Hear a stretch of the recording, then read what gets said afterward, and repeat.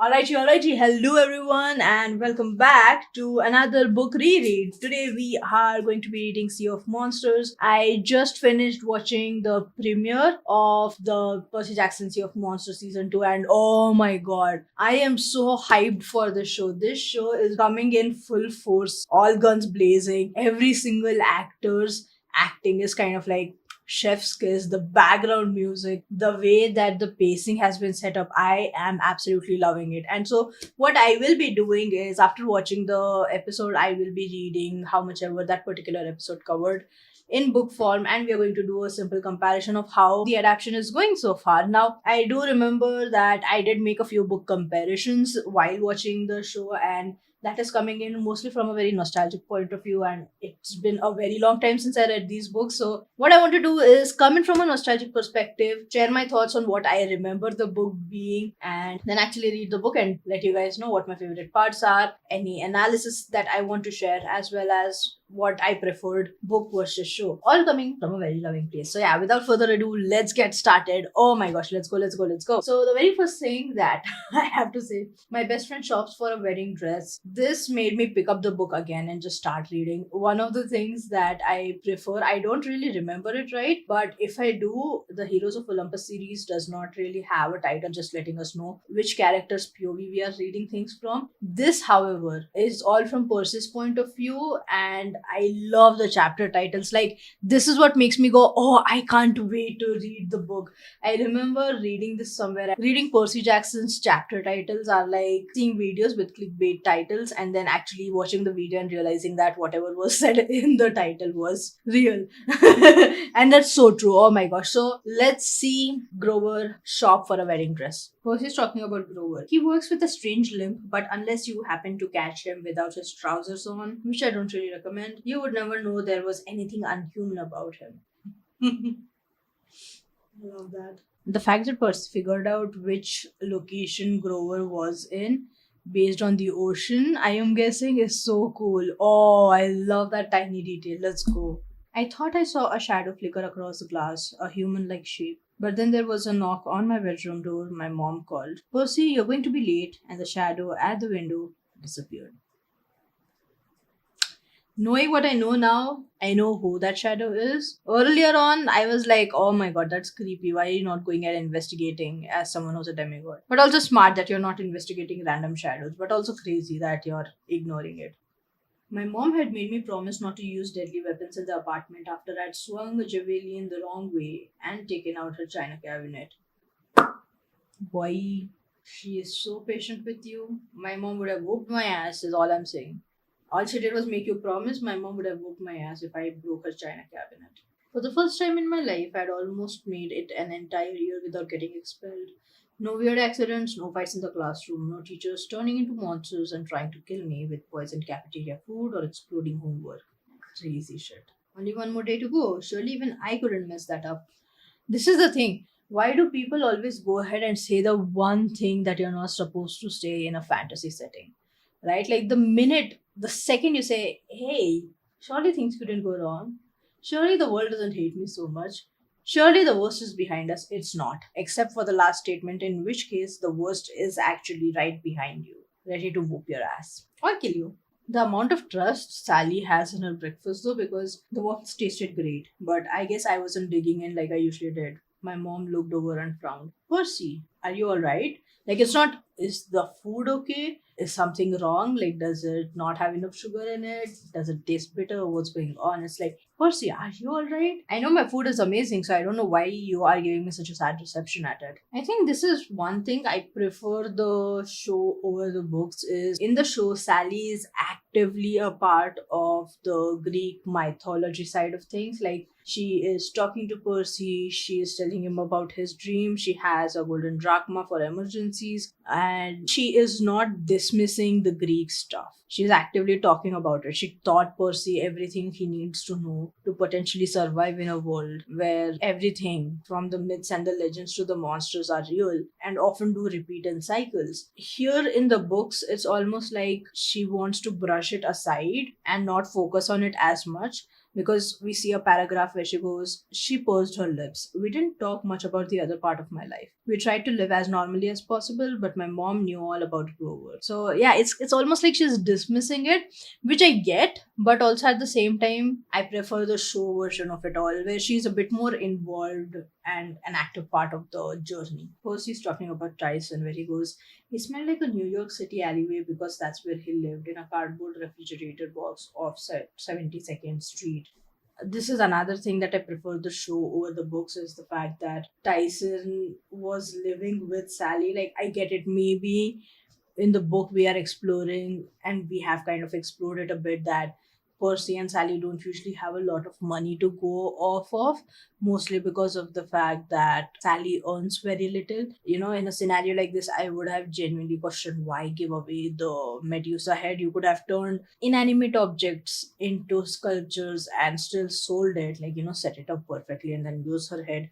But also, it's kind of like using monsters wrong or are being unethical about it. But like, you did turn your ex-husband into a statue, so I don't know how far the ethics go on that. But I would have used it a bit more to keep the money coming in, is all I am saying. But yes, we do explore the fact that Sally and Percy are kind of not too well to do. Like, yes, they have money, but not enough to kind of like go on luxury spending sprees, essentially. Makes sense. What doesn't make sense is the fact that Percy wasn't rewarded handsomely for returning Zeus's lightning bolt. Like, with Percy's father being Poseidon, I would have at least asked him to give him money of some sort, so that they were a bit more well to do as reward, as opposed to being like, I didn't want you. You are going to meet a tragic hero's fate, but I mean, you're mine, whatever. Yes, Hades didn't give Percy money for returning his Helm of Darkness, but he returned his mom's soul. He should have returned Sally with a bag full of coins, but he was struggling as well as the god of riches, which I don't really get, but okay, go off, I guess. Zeus was just like, I let you live. Even though you flew in an airplane, I let you live, blah, blah, blah. Whatever. Poseidon should have given Percy something as a reward for risking his life and coming in between a fight that had nothing to do with him. Ugh. I have gone so off track. All that to say, I get why Tyson isn't living with Percy, but it's just so sad that he lived in a cardboard refrigerator box off 72nd Street. I'm just like, oh my god. Yes, don't invite random kids to live with you. I totally get that, blah, blah, blah. But also, that's so sad. And so, I honestly much preferred the Sally Jackson of the show, who brought in Tyson, who was living with Percy inside the house with him, and she got him a place at Meriwether College Prep. So I much, much, much preferred that over the book. Wow, I went on a rant for like 3 minutes straight, and that's saying something. I don't even know if it was 3 minutes or more. God damn.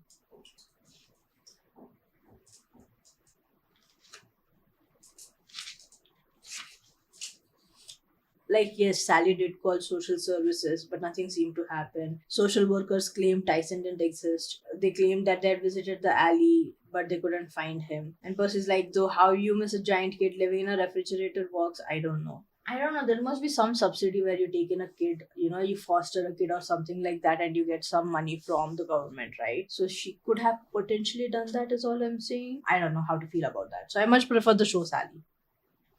Stop. Tyson has my heart and he breaks it irrespective of which universe he exists in. Oh my gosh. Tyson is like, you're a good friend. Miss you next year if I can't.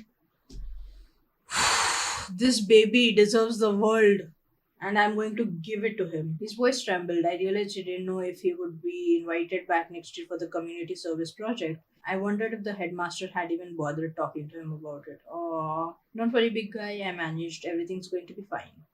Tyson gave me such a grateful look, I felt like a big liar. How could I promise a kid like him that anything would be fine?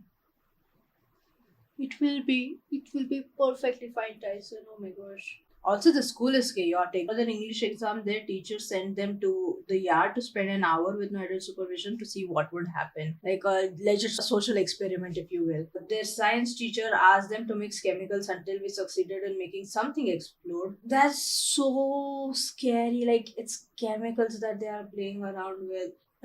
Oh my god. Listen to this. Tyson was my lab partner. His hands were way too big for the tiny vials we were supposed to use. He accidentally knocked a tray of chemicals off the counter and made an orange mushroom cloud in the trash can. After Mrs. Tesla evacuated the lab and called the hazardous waste removal squad, she praised Tyson and me for being natural chemists. We were the first ones who had ever raised our exam in under 30 seconds. Oh my god, is Percy actually learning something in that school, or is he just like, in for the ride kind of a scenario? Oh my gosh. At Sloan, who's Percy's bully in the book, but more so like the popular kid who's Tyson's bully in the book, took away the photo of Annabeth that Percy had in his books, gave it to his friends who were all potentially new, who started tearing apart the picture to make it into spit words, which is like weird in and of itself. But they were all also wearing name tags with names like Marrowsucker, Skull Eater, and Joe Bob. No human beings had names like that. You think Percy, that would be my first indication to run. Percy was under strict orders from Chiron to never take his anger out on regular mortals, no matter how obnoxious they were. He had to save his fighting for monsters, which makes me wonder what exactly made Chiron be like, hey, I'm giving you strict orders. No fighting mortals irrespective of how much you want to. Like, what was the incident that made him go, oh my gosh, if I don't pull this kid back right now, he's going to go completely dark and crazy, and we will have another Luke on our hand, but a much more powerful Luke in our hand. And I'm saying that just from the perspective of Luke's sword Backbiter, which has both steel and celestial bronze on it, so that it can hurt mortals if there is ever a need for him to hurt mortals. Scared, Tyson mumbled, smell funny. I looked at him. What smells funny? Because I didn't figure he was talking about himself. Them, Tyson pointed at Sloane's new friend. Friends, friends smell funny. Ooh, I didn't remember Tyson being someone like Grover who can smell monsters. I don't know why I don't remember that fact. That's a crazy skill, sense to have. I rolled as another dodgeball whistled past my ear at the speed of sound. Boom! It hit the wall mat and Bully Baylor yelped. Hey, I yelled at Sloane's team, you could kill somebody. The visitor named Joe Bob grinned at me evilly. Somehow he looked a lot bigger now, even taller than Tyson. His biceps bulged beneath his t shirt. I hope so, Perseus Jackson, I hope so. The way he said my name sent a chill down my back. Nobody called me Perseus except those who knew my true identity. Friends and enemies. What had Tyson said? They smell funny. Monsters. Ooh. Ooh, crazy. I like it. Maybe the other kids saw Matt Sloan's thugs getting ready to toss Molotov cocktails around. It wouldn't have been the first time. What is happening in this school? Because the coach doesn't care if he saw a few eighth graders pounding the younger kids like usual. What is going on? Why does every book start with Percy getting bullied by someone? I'm pretty sure in the third book, it's his mom who's bullying him by telling Annabeth and Talia stories from when he was younger, right? Like, he's always getting bullied. Oh my gosh.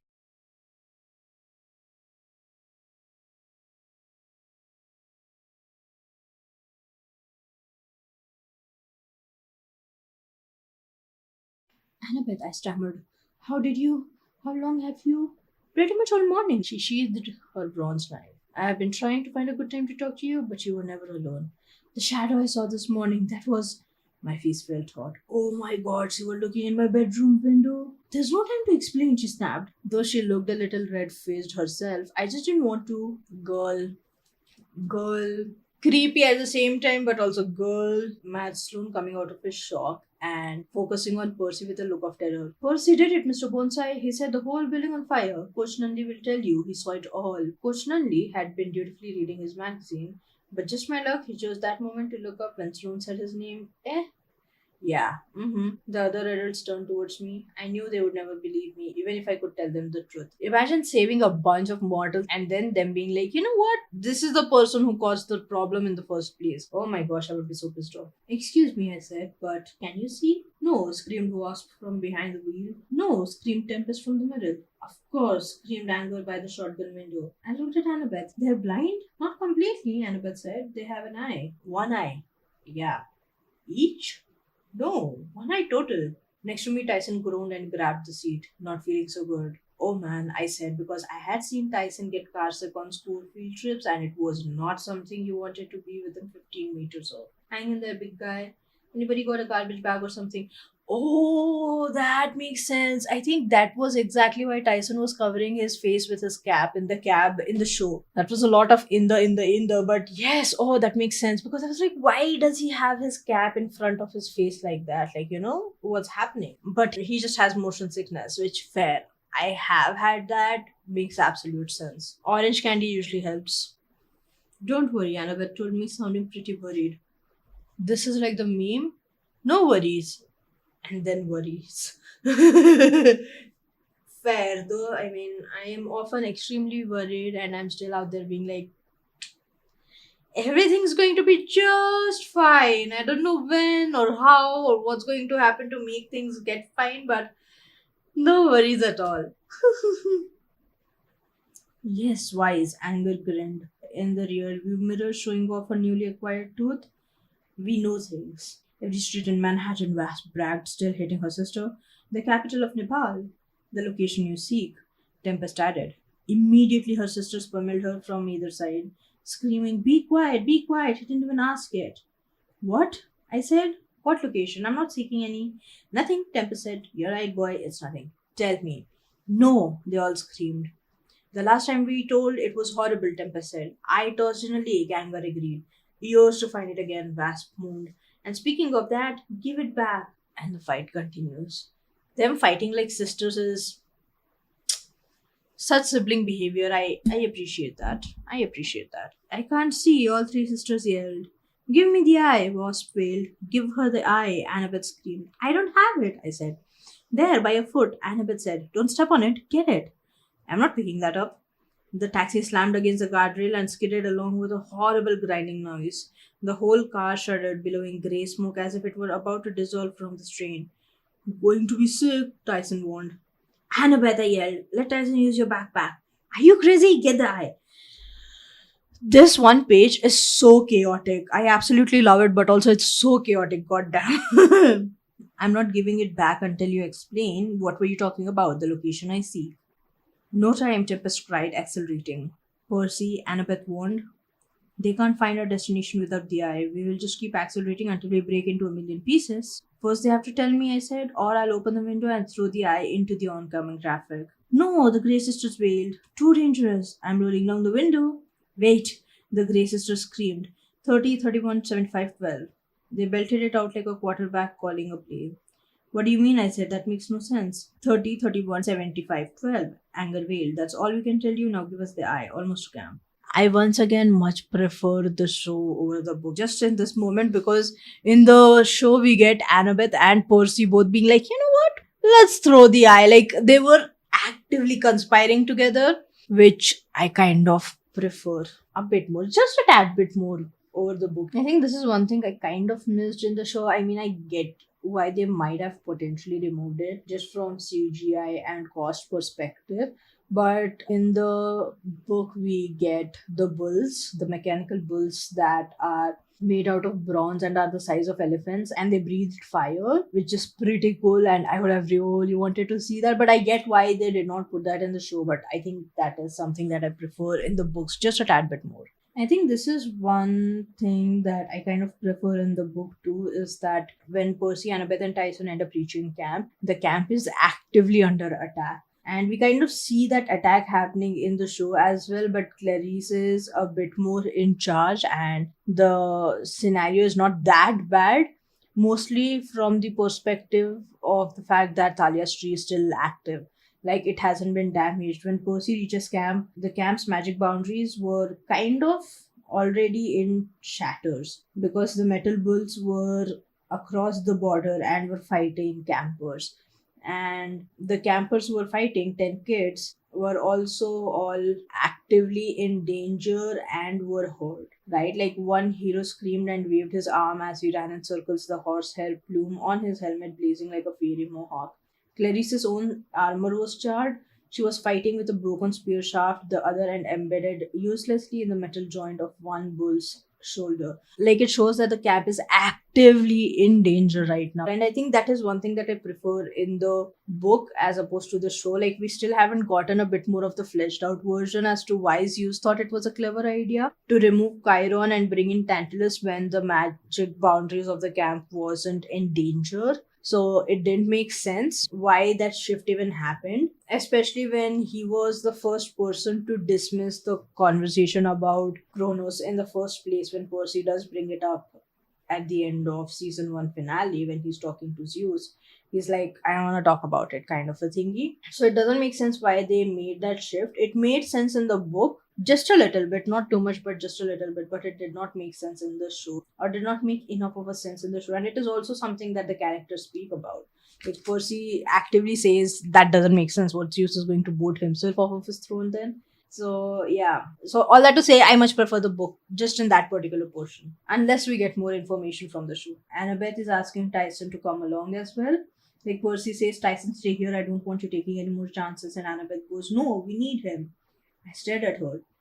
He's mortal. He got lucky with the dodgeballs, but he can't. Percy, do you know what those are up there? The Colchis bulls, made by Hephaestus himself. We can't fight them without media sunscreen SPF 50,000. We will get burned to a crisp. Media's what? Annabeth Ramesh threw her backpack and cursed. I had a jar of tropical coconut scent sitting on my nightstand at home. Why didn't I bring it? I'd learned a long time ago not to question Annabeth too much. It just made me more confused. That's because pretty much no one actually actively answers you, Percy. Oh my gosh. It must be so scary for Percy in the book though. Like Annabeth shouts at Tyson to help Percy. And he's like, I can't get through. He's trying, and then Annabeth goes, I Annabeth Chase, give you permission to enter camp. Thunder shook the hillside. Suddenly Tyson was there, paddling towards me, yelling, Percy needs help. Before I could tell him no, he dived between me and the bull just as it unleashed a nuclear firestorm. Tyson, I yelled. The blast swirled around him like a red tornado. I could only see the black silhouette of his body. I knew with horrible certainty that my friend had just been turned into a column of ashes. Like, it must be so scary for him to be, oh shit, this kid, a mortal that I brought into camp, even though I didn't want to, but I had to bring into camp, is now potentially dead, burnt to a crisp because of something I couldn't prevent. Like, he doesn't know yet that Tyson is a Cyclops. And while Percy in the show knew that Tyson was a Cyclops, he didn't know in either scenarios that he's fire resistant, but Tyson's fire resistance only came into use when he kind of caught onto a Fury dodgeball. But this Percy has seen Tyson only grab the dodgeballs and is kind of like astonished as to how his hands are not scarred. But then now he's standing in front of a powerful blast of heat, and he knows for a fact that he's potentially dead. And just imagining how scary this must be for him is kind of scary in and of itself. Clarice is pissed off. She pulled off her helmet and marched towards us. A strand of her stringy brown hair was smoldering, but she didn't seem to notice. You ruin everything, she yelled at me. I had it under control. I was too stunned to answer. Annabeth grumbled, good to see you too, Clarice. Ah! Clarice screamed, don't ever, ever try saving me again. Clarice, Annabeth said, you've got wounded campers. That sobered her up. Even Clarice cared about the soldiers under her command. I'll be back, she growled, then trudged off to assess the damage. Ooh, I like that. I stared at Tyson. You didn't die? Tyson looked down like he was embarrassed. I'm sorry, came to help, disobeyed you. My fault, Annabeth said. I had no choice. I had to let Tyson cross the boundary line to save you. Otherwise, you would have died. Tantalus, I asked. The activities director, Clarice said impatiently. Chiron is the activities director. And where's Argus? He's head of security. He should be here. Clarice made a sour face. Argus got fired. You two have been gone too long. Things are changing. But Chiron, he's trained kids to fight monsters for over 3,000 years. He can't just be gone. What happened? That happened, Larry snapped. She pointed to Thaya's tree. As she was dying, her father Zeus took pity on her and changed her into a pine tree. She met a pine cone's fate. I'm sorry. The pine had been here ever since, strong and healthy. The magical borders were failing because Thalia's tree was dying. Someone had poisoned it. Ooh. This had me so hooked when I was reading it the first time. Ooh. None of that mattered to Tyson. He was absolutely fascinated by everything he saw. What's that? He gasped. The stables for Pegasi, I said. The winged horses. What's that? Those are the toilets. What's that? The cabin for the campers. If they don't know who your Olympian parent is, they put you in the Hermes cabin. That brown one over there until you're determined. Then Once they know, they put you in your dad or mom's group. He looked at me in awe. You have a cabin? Number three, I pointed to a low grey building made of sea stone. You live with friends in the cabin?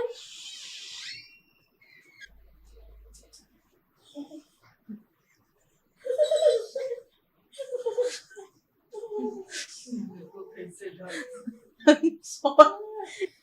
Vasudhya, Vasudhya, Vasudhya.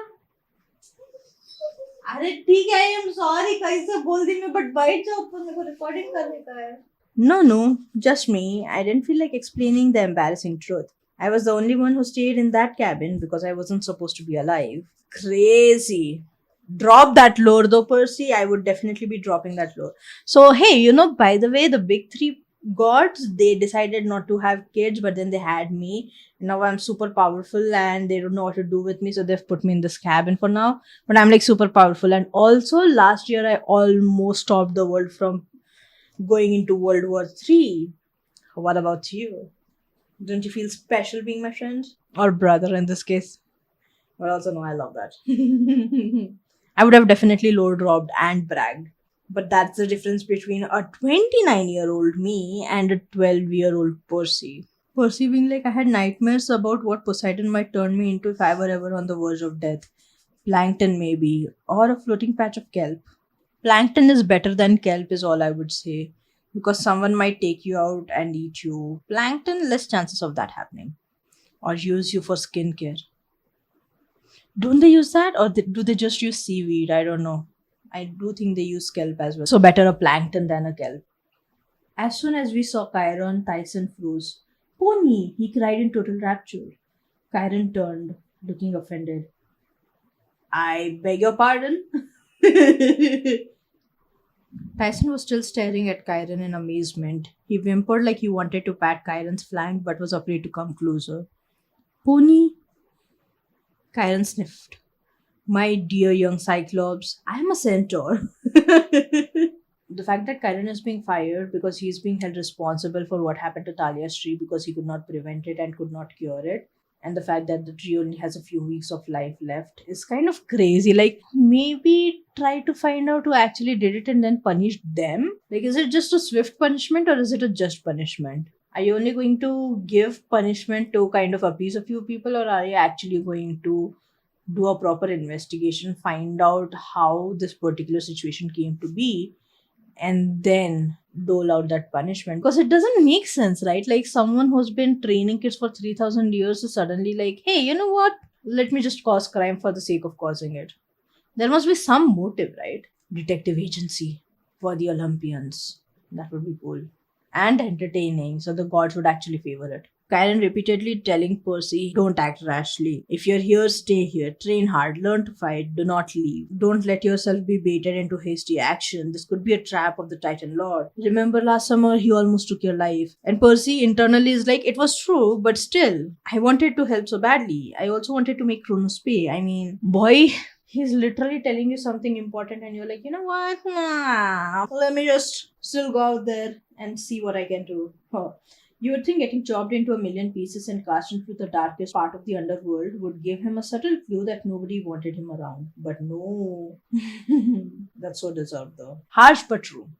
And with being like, Chiron, you told me the gods made you immortal only so long as you were needed to train heroes. If they dismiss you from camp, and Chiron immediately being like, swear you'll do your best to keep Percy from danger, he insisted, swear upon the river Styx. I like it. It kind of shows what Chiron's priorities are right now. Also, that's such a vague thing to swear upon. Like, swear you will do your best to keep Percy from danger is such a vague statement. And there can be so many loopholes as well as so many ways that Annabeth could end up in danger because she did not try hard enough, according to the river Styx, for example, to keep Percy from danger. Like, that's a very dangerous way to word something. Someone had taped a piece of paper to Clarice's back that said, you Moogle, but nobody in her cabin was bothering to tell her about it. This kind of dumbass humor is what gets me. Honestly, like, the big jokes with big setups and big punchlines, like, yeah, that's hilarious, whatever. This is what gets me laughing. You Moogle. Love that. Yay, the Hermes cabin is being led by Travis and Connor Stoll. Ah, the way I love these two. I have such a vivid memory of these two during the Battle of Manhattan going, you know what, let's go and steal stuff from stores. Because all the people in Manhattan were fast asleep under the spell of hypnosis. And so they are genuinely out there stealing shit during the final battle, which is such a vibe. Like, and I remember spending so much time shipping Travis and Katie from the Demeter cabin. I have a Pinterest board of them. We hardly get enough crumbs, and I was out there shipping these two like you wouldn't believe. Oh my god. Please tell me you understand. Like, I am not the only weirdo because, oh my god. Not, I'm going to link that Pinterest board in the description so you guys can check it out as well. I had always thought it was funny that the God of Thieves would take kids with the last name Stoll, but the only time I mentioned it to Travis and Connor, they both stared at me blankly like they didn't get the joke. They got the joke, they just heard it way too many times for them to be like, you know what? I'm not even going to acknowledge the fact that I heard you just now. Ah. This fifth chapter, I get a new cabin mate, is way more hilarious than I remember. Oh my gosh. For some reason, every time I think of Mr. D after watching Gravity Falls, all I can think of is food. Do you guys see the vision? Oh my gosh. We see Tantalus in a threadbare orange prisoner's jumpsuit. And I'm so glad that while Tantalus was shown wearing black, regal clothes fit for a king, but also like something that just made his pale face stand out more. I am glad that we still got the orange prisoner's jumpsuit in the wardrobe. That was so hilarious to me. I was so glad to have got that. I was like, yes. I mean, it goes to show that, like, obviously, in the show, Tantalus had been there for a while. Here in the book, he has just arrived at camp. Ooh. I am so pissed off. Everyone in this camp is always handing Percy a newspaper to read from. Like, he is dyslexic. What is on with you guys? Like, we had something similar show up in the last book, where I'm pretty sure it was Luke who gave Percy the newspaper. Now it's Mr. D giving him the newspaper. Like, come on, as if he can read. Ugh. I mean, yes, he can read. I'm not saying that he's illiterate, but more so for the fact that for his dyslexic eyes and mind, that would have been torture. Yes, trouble, Tantalus said with satisfaction. You caused plenty of it last summer, I understand. I was too mad to speak. Like, it was my fault the gods had almost gotten into a civil war. No, the reason why the gods got into a civil war is now hanging around inside a sarcophagus while Luke tries to serve him and resurrect him. But hey, you know what? Blame the kid who rescues. Is that going to be a theme that I completely forgot and did not really catch on throughout this book? Like, we see him rescuing the kids from the cannibals, and everyone blames Percy. Like, Matt Sloan blames Percy, and then now it's like Tantalus is blaming Percy for finding and giving back the lightning bolt. Losers. Dionysus encouraging Tantalus to have a sip of the root beer Tantalus just summoned alongside the plate of barbecued meat. And as soon as he tries to touch the goblet, it skitters away, the meat skitters away and falls into the coal of braziers. And Tantalus is like, blast. Ah, well, Dionysus said, his voice dripping with false sympathy. Perhaps a few more days. Believe me, old chap, working at this camp will be torture enough. I'm sure your old curse will fade eventually. This is what I mean. Like, yes, it looks like he's chummy chummy with Tantalus, but all Dionysus sees when he sees Tantalus is entertainment or someone who's enabling his chaos. I love that. Why are you impressed by that? Percy going, you must have done something really horrible when you were alive. I said, mildly impressed. What was it? Boy, you don't want to know. You don't want to know. Tantalus's eyes narrowed. Behind him, the satyrs were shaking their heads vigorously, trying to warn me. Because in their eyes, or in Tantalus's eyes, it's going to be like, ah, he's trying to make fun of me. Whereas Percy's just like, I don't really know this myth, to be completely honest. So, wanna tell me what you did? Wanna confess to your crimes once again? I'll be watching you, Percy Jackson, Tantalus said. I don't want any problems at my camp. Your camp has problems already, sir. Another fine meal, or so I'm told. As Tantalus spoke, he inched his hand towards his refilled dinner plate, as if maybe the plate wouldn't notice what he was doing, but it did. It shot down the table as soon as he got within 20 centimeters. Well deserved punishment is all I'm gonna say. I hate this bitch. Now I know Tantalus continued, raising his voice, that these races were discontinued some years ago due to technical problems. 3 deaths and 26 mutilations, someone at the Apollo table called. Yes, yes, Tantalus said, but I know that you will all join me in welcoming the return of this camp tradition. Oh, the way like the Apollo kids are the ones who have to end up fixing everyone who's hurt. And the way Tantalus is like, yeah, whatever. I mean, just death's right. It's not something permanent. And mutilations, that's fine. It just gives demigods a better reputation, if you will. I don't like this dude.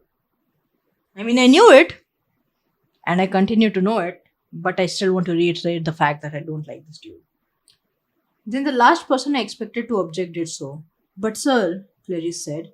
She looked nervous, but she stood up to speak from the Aries table. Some of the campers snickered when they saw the You Moo Girl sign on her back. What about patrol duty? I mean, if we drop everything to ready our chariots. Ah, the hero of the day, Tantalus exclaimed. Brave Clarice who single handedly bested the bronze bulls. Clarice blinked, then blushed. I didn't.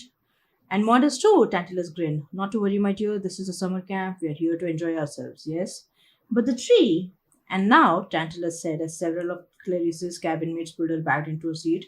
Like the fact that he's consistently brushing off Clarice's concerns. Like she's actively being like, hey, we need patrol duty. There might be monsters who will definitely try to attack camp. And just because you're here to enjoy yourselves doesn't mean that we are going to be able to enjoy ourselves and monsters are consistently attacking us. Like, ugh. And no, unlike him. Suddenly, everyone gasped. Tantalus scooted away from Tyson in surprise. All I could do was stare in disbelief at the brilliant green light that was about to change my life. A dazzling holographic image that had appeared above Tyson's head. With a sickening twist in my stomach, I remembered what Annabeth had said about Cyclopses. They are the children of nature spirits and gods. Well, one god in particular, usually, swirling over Tyson was a glowing green trident, the same symbol that had appeared above me the day Poseidon had claimed me as his son. Ooh. The fact that it probably appeared on top of Tyson because Percy silently prayed to Poseidon to send help while he was giving his dinner as tribute. Ooh. Being claimed was a rare event. Some campers waited in vain for their whole lives. First, there was Tyson moving into Poseidon cabin, giggling to himself every 15 seconds and saying, Percy's my brother? Like he had just won the lottery. Or Tyson, I would say. It's not that simple. Oh. No, but like, listen, I get Percy, but also at the same time, I just love Tyson. This adorable little baby. Mwah, he has my heart. Suddenly, I wasn't Percy Jackson, the cool guy who had retrieved Zeus's lightning bolt last summer. Now I was Percy Jackson, the poor schmuck with the ugly monster for a brother.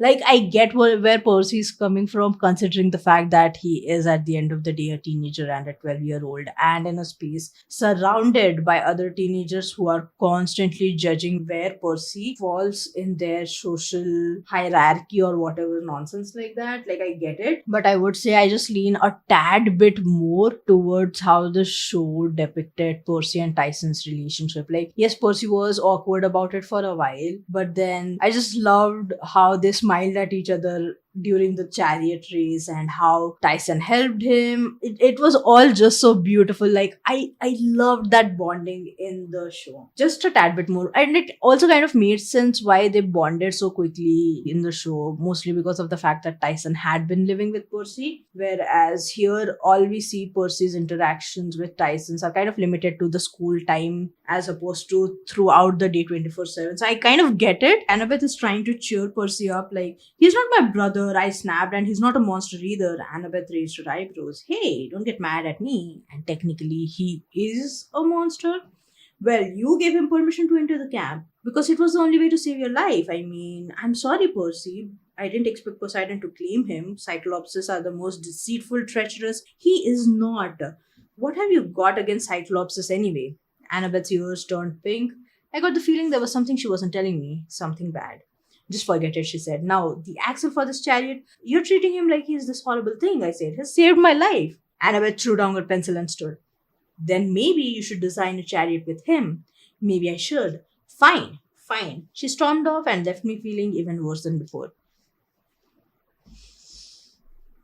Maybe just this particular part I like the book a bit more because Annabeth was genuinely trying to help Percy feel a bit better, and Percy was like, "No, we are gonna have a fight about this now, just for the sake of it, right?"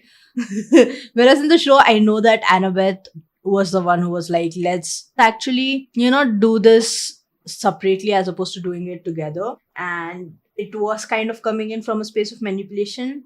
It makes sense why she did it, but also at the same time I kind of prefer the book version because it's just two kids being kids. You know what I mean? I like that. The only person at camp who had no problem with Tyson was Beckendorf from the Hephaestus cabin. I love this kid so much. I love that Beckendorf kind of took Tyson under his helm and is actively teaching him metalworking. Like, I love that the show already introduces Tyson being someone who can build a lot of things, but it kind of gives us just a tad bit more of the depth in terms of the fact that Tyson, who was living on the streets, potentially did not have all the tools necessary to learn how to build stuff, and Beckendorf teaching him. I like that. Even though Tantalus had insisted we forget trying to protect the camp, some of the campers had quietly kept it up, working out a schedule during our free times. This is the conversation about border patrol, and I'm so glad that this was still happening because it is something that is important and not something that should be brushed aside. I like that. I also love the fact that Tyson and Percy actively built the chariot as opposed to there being a dusty old chariot already present that was potentially built, almost in the sense of it being something of a tribute to the gods who weren't present and their kids who weren't present. I mean, I like that, but also at the same time, I kind of like that Tyson and Percy built a chariot together. That's cool too. I am a monster. Don't say that. It's okay. I will be a good monster, then you will not have to be mad. Stop this baby boy. Oh my gosh. I'm reading about the part where Grover and Percy are talking in Grover's dreams, essentially, or in Percy's dream. I have to say, I love the show's exploration of the dream sequence. That was really, really cool. What I do love about the book is the fact that Grover goes, and look, Percy, I'm really sorry about this, but this empathy link, well, I had no choice. Our emotions are connected now. If I die, don't tell me I'll die too. Oh, well, perhaps not. You might live for years in a vegetative state, but it would be a lot better if you got me out of here. I love that because we didn't get that exploration in the show. I love that this is being explored right off the bat. It's hilarious, but also a desperate move for Grover, so I like it. I'm glad that he didn't die yet and leave Percy in a vegetative state with no one being able to figure out why exactly this particular thing happened. Tantalus giving instructions. Weapons are allowed, dirty tricks are expected, but try not to kill anybody. Tantalus smiled at us like we were all naughty children. Any killing will result in harsh punishment. No s'mores at the campfire for a week. Now ready your chariots. It's kind of hilarious, but I like the show's exploration of this particular thing. No, I think maybe it's both equal here for me. Both of those moments are hilarious equally. So hilarious. Percy tried to approach Annabeth and tell her about his dream. She perked up when I mentioned Grover, but when I told her what he had said, she seemed to get distant again, suspicious. You're trying to distract me, she decided. What? No, I'm not. Oh, right, like Grover would just happen to stumble across the one thing that would save the camp. What do you mean? She rolled her eyes. Go back to your chariot, Percy. I'm not making this up. He's in trouble, Annabeth. She hesitated. I could tell she was trying to decide whether or not to trust me. Despite our occasional fights, we had been through a lot together, and I knew she would never want anything bad to happen to Grover. Percy, an empathy link is so hard to do. I mean, it's more likely you really were dreaming. Like, I get it. I get her thinking that this could potentially be a distraction because of how smart Percy actually is, but this is hilarious. No hitting ponies with a stick, Tyson insisted. No, I agreed. Or people either, if you can help it. We are going to run a clean race. Just keep the distractions away and let me concentrate on driving. We will win, he beamed. We are so going to lose, I thought to myself, but I had to try. This chapter 2 is genuinely so hilarious. Oh my gosh. Clarice had pulled across the finish line completely unopposed and seemed to notice for the first time how serious the bird problem was. When she saw us driving away, she yelled, "You're running? The fight is here, cowards!" She drew her sword and charged for the stands. I mean, I can see Clarice's POV, but also at the same time. Tantalus chased breakfast pastries around the stands, every once in a while yelling, "Everything's under control, not to worry." Bitch. This reminds me of the everything is fine meme where everything in the room is on fire and the dog sitting there and sipping tea and saying everything is fine. But we are genuinely worried for the dog and actually vibe with and relate with the dog. Here, I just want to punch Tantalus. Bravo, Tantalus said, but he wasn't looking at me or Annabeth. We have our first winner. He walked to the finish line and awarded the golden laurels for the race to a stern looking Clarice. Then he turned and smiled at me. And now to punish the troublemakers who disrupted this race. So it definitely is a theme, the fact that Percy, who's actively trying to save and actually saving people, is the one who's being called out as the troublemaker who caused the trouble in the first place. The way Tantalus saw it, the Stymphalian birds had simply been minding their own business in the woods and would not have attacked if Annabeth Tyson and I hadn't disturbed them with our bad chariot driving. This was so completely unfair. I told Tantalus to go chase a donut, which didn't help his mood. Percy asking Annabeth what exactly is the thing that Grover has found. And she goes, "I'll give you a hint. What do you get when you skin a ram? Messy." She's not wrong. Annabeth is, Annabeth is talking about the story of the Golden Fleece and how two of Zeus's kids were going to be offered up as human sacrifices, so they prayed to Zeus to save them. And Zeus sent them this magical flying ram with golden wool, which picked them up in Greece and carried them all the way to Colchis in Asia Minor. Well, actually, it carried Cadmus. Europa fell off and died along the way, but that's not important. And Percy goes, "It was probably important to her." Ayyo. Oh my gosh. This was such an amazing plot twist for me because Percy and Annabeth are talking about the Sea of Monsters, and Percy goes, "But a whole sea full of monsters? How could you hide something like that? Wouldn't the mortals notice weird things happening like ships getting eaten and stuff?" Of course they notice. They don't understand, but they know something is strange about that part of the ocean. The Sea of Monsters is off the east coast of the US now, just northeast of Florida. The mortals even have a name for it. The Bermuda Triangle? Exactly.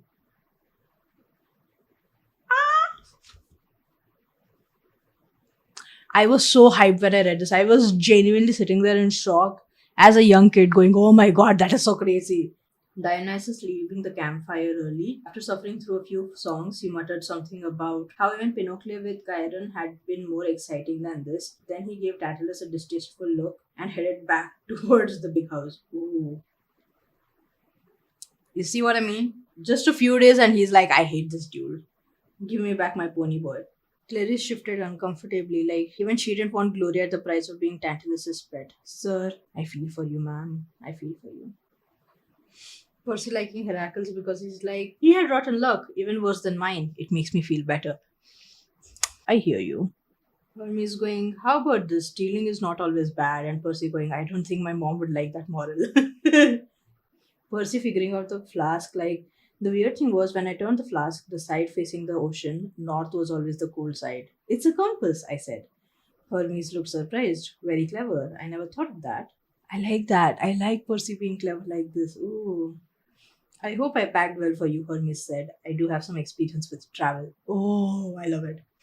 Well, that was absolutely perfect. We have read 7 chapters of Percy Jackson and the Sea of Monsters, and it is really good. I do have to say, in regards to the show, I like the banter and the conversation flow that we have, the tone of conversation, I would say, between Hermes and Percy, mostly because of the fact that Hermes was introduced to Percy in season 1, so he's already aware of who Hermes is. And yeah, in season 2, the conversation that they had was kind of almost, it felt like in an equal position. In the book, we have it more so from Hermes as someone who's more powerful, who's godlike, and Percy is a demigod, but there is a definite gap, and the conversation is more so from a here's a story, here's something that's important for you, here's something that might support you and help you, but it's not necessarily equals, right? But no, you know what? I actually like both versions. I like the banter that Hermes and Percy have in the show, but I like the almost god and favorite